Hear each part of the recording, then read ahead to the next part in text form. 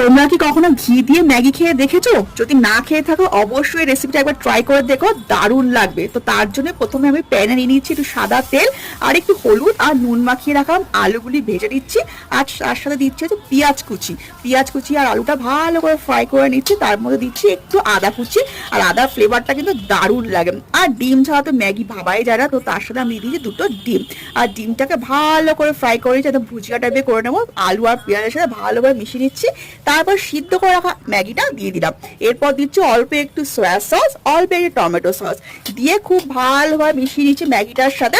আর তারপর দিয়ে দেবো হচ্ছে ম্যাগি মশলা, আর ম্যাগি মশলাটা দিয়ে তো ফ্লেভারটা আরো দারুণ হয়, একদম ম্যাগিটা একদম ইন্দো চাইনিজ ম্যাগি হয়ে যাবে, কিন্তু দারুণ লাগে কিন্তু খেতে। অবশ্যই তোমরা এবার একবার ট্রাই করে দেখো। তো ভালোভাবে সমস্তটা মেশানো হয়ে গেছে, এবার লাস্টে দেওয়া হবে মেন জিনিসটা, সেটা হচ্ছে ঘি। আর ঘি দিলে লাস্টে ফ্লেভারটা যা দারুণ হয়, আর ম্যাগির টেস্ট